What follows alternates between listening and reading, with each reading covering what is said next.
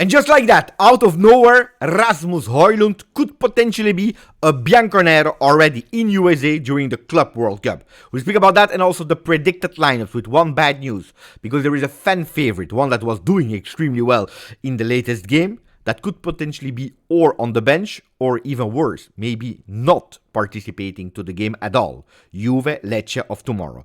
2 p.m. Italian time, press conference of Igor Tudor, so this afternoon's second video.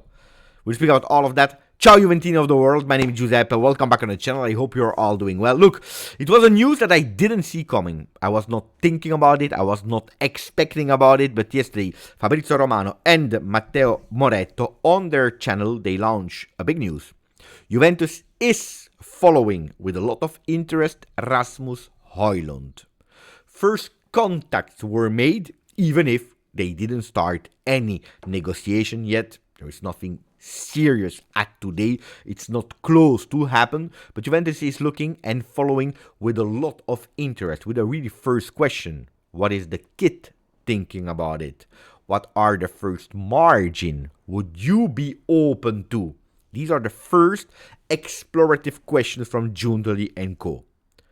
Before I give you my opinion, I'm asking you, write it down here on the channel. Before ending the video, what do you think about Rasmus Højlund to Juve? Would you like it? Would you not like him? You think that he is the man? Would you like him but as a backup striker? Let me know everything, and while you're there, of course, put a maximum of like. Don't forget to subscribe so that the channel becomes bigger and bigger and bigger. I really want to go towards the 40,000 Juventini of the world really soon, hopefully before the end of 2025. So I'm counting to all of you. Now that bomba news, what am I thinking about it? Well, there are two positives only, at least according to me. Two positives. The first one is that Juventus, they understand really well, at least that's what we are reading, that we need to rush. We are in a rush. We are obliged, because what am I speaking about since the last few days? That I'm really worried about our center forwards for the season 25-26. Vlahovic, Milik. Some people are saying that Colomoni, there is no chance. Yesterday I told you that for other people, Colomoni, there is a chance. Anyway, we are not sure. It could possibly be that for 25-26, at today, without new faces, without new names, we have zero strikers, zero forward players. And I'm extremely worried about that. So when I see that sense of urgency also for the Club World Cup, I'm happy. Because at least we are activating ourselves, even if we know it. We cannot close any deal before knowing if we will, yes or no, participate to Champions League. The second good news is, finally, we are hearing a new name, another name than the usual ones. Osimhen, that I always told you, I don't really believe in it. Or other names that we are speaking about every single day. Šeško, too much, too expensive. It's more a fan wish list, on the fan wish list, than the one realistic wish list of Cristiano Giuntoli. We are speaking about Jonathan David. Look, Jonathan David, for a part of Juventini, they are convinced he will be our new number 9. There is no doubt about it. I always told you, pay attention, because if it's true that it's a free player, and that's a really huge big benefit in terms of you don't need to pay. Yes, the bonus here for the signature, the agent, we know it, but it's a free player.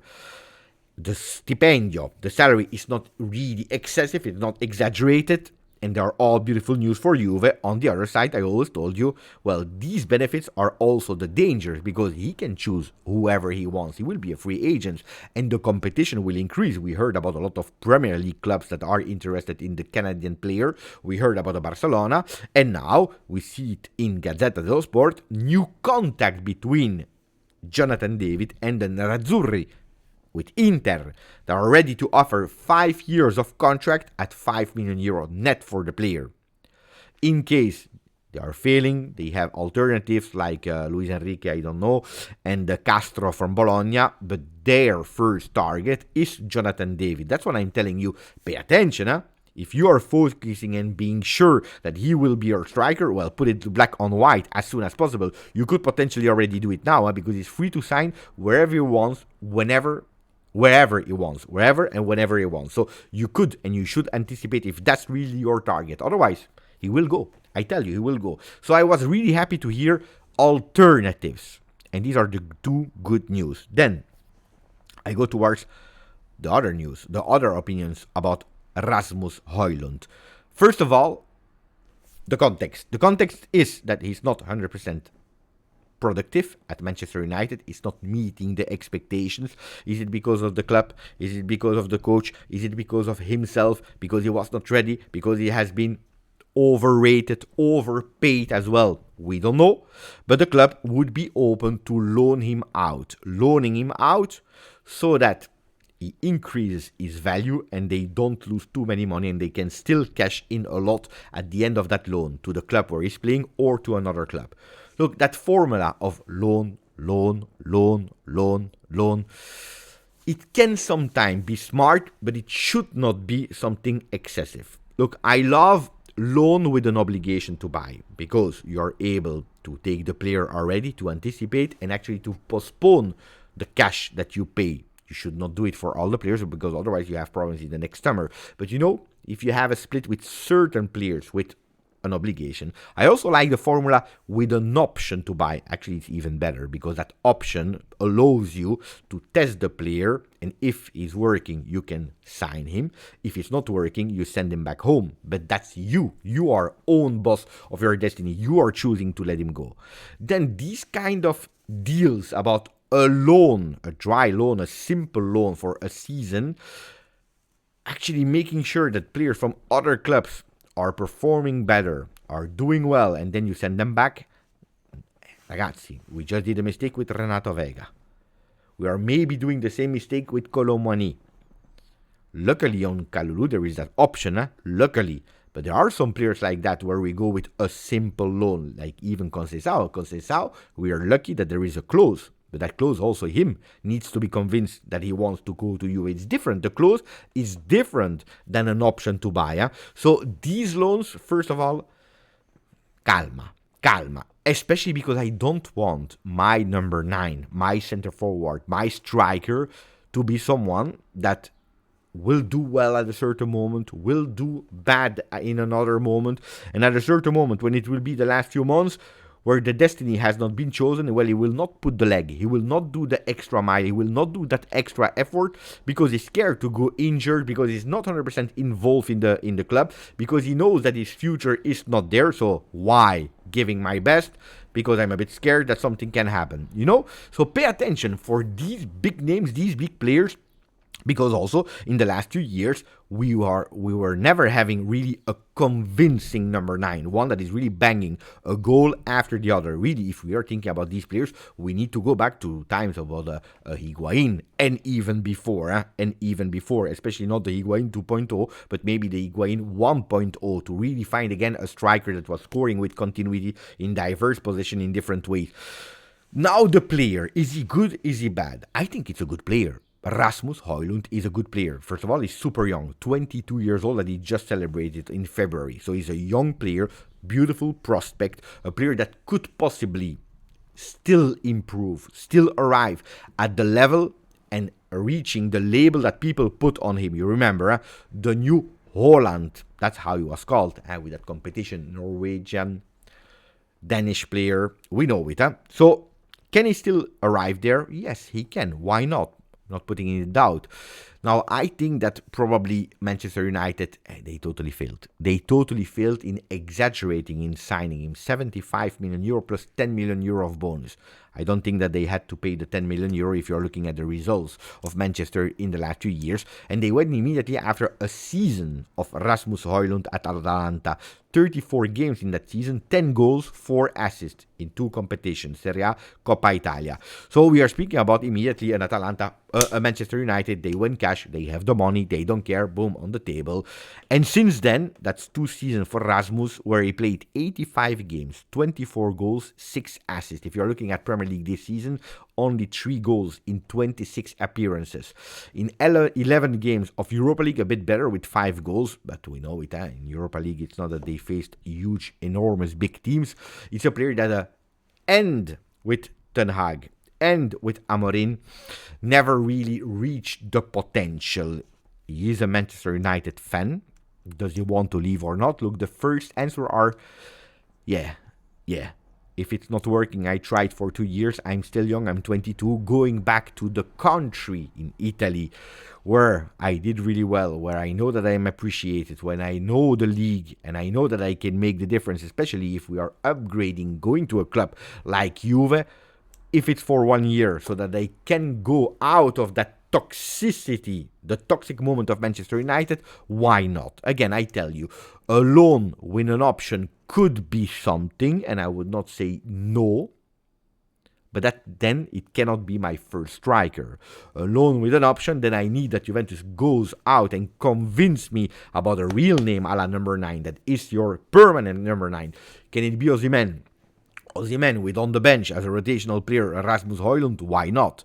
But that scenario possible. For Osimhen, I already told you, no, it's not possible. For Rasmus Højlund, do you really believe that a player like that is coming as a rotational player? I don't think so. If Juventus really need to go with Rasmus Højlund on loan, if you want to sign him, if you want to buy him, if you want to put a clause on it, well, you know it. You will have to pay 50 million euro. At least. They spent 75 million euro 2 years ago, so 5 years of contract with depreciation. They already paid back 30 million euro. They want to make profit. That's why they want to go with him on loan, so that he's doing well, and they put a price tag on it, 50 million euro. They do plus Valenza. They are okay. They can go and invest in other players, which Juve, and that's the big problem. We cannot allow ourselves to spend 75 million euro for a 22 years old. That is a beautiful promise that did one season extremely well, and then we don't know, because I'm thinking about Dusan Vlahovic, overpaid player in salary and in value after a huge beautiful season at Fiorentina, where then he never really met the numbers that he was doing there. Maybe in numbers, yes, but especially not in performances. And instead of increasing in doing better, well, he regressed until where we know it, where he's now nearly out of the club. So that's a big thing that I would not do. So Rasmus Højlund to Juve, at the moment I would say no. Continue to look for other alternatives. That's what I think. Let me know what you think about it. And then really fast about the predicted lineup of tomorrow. We don't know yet, because we need the confirmations about that, and it will probably arrive towards this evening. But the first one is that Thuram could not start. Why? Because yesterday he trained in a different way. He trained isolated because of a slightly muscle fatigue. Nothing worried. Today he should resume training with the team. But Perin and Mangala should not be there. They're still training isolatedly. But Thuram could not participate in the game of tomorrow. At least not starting the game of tomorrow. Which would be a huge big pity, because he was one of the only certainties. So what is the predicted lineup? Di Gregorio continuing into the goal with Kalulu, Veiga and Kelly. The three men in the defense that did actually quite well in that three-man defense. So why changing? And also, it's not that we have a lot of alternatives. Weah on the right, Cambiaso starting from the first minute on the left, Locatelli with McKennie in the middle.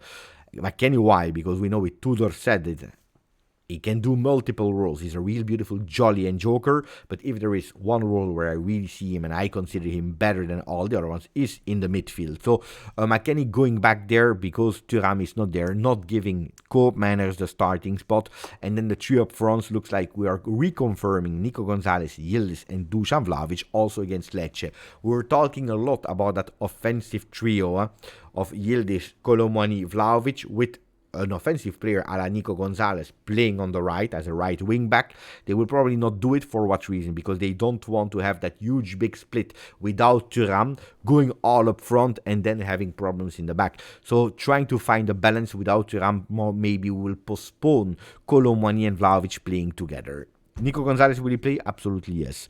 And he's actually super happy since Tudor is back. Yesterday he was driving in his car with a beautiful 85 shirt of Juve, a fantastic one, of beautiful vintage piece. If you didn't yet, please go on his social media, watch it. I will have no time to edit the video, but I will surely come back with a post press conference of Igor Tudor this afternoon, and maybe we can speak about other things as well, like Fabio Capello that didn't speak well about Juve, like Arsenal that is looking for Yildiz, pay attention, and with Vasilia Adzic that could go on loan to a team that we will play against really soon. Put a maximum of like if you didn't yet, please continue to subscribe, grazie, forza, Juve.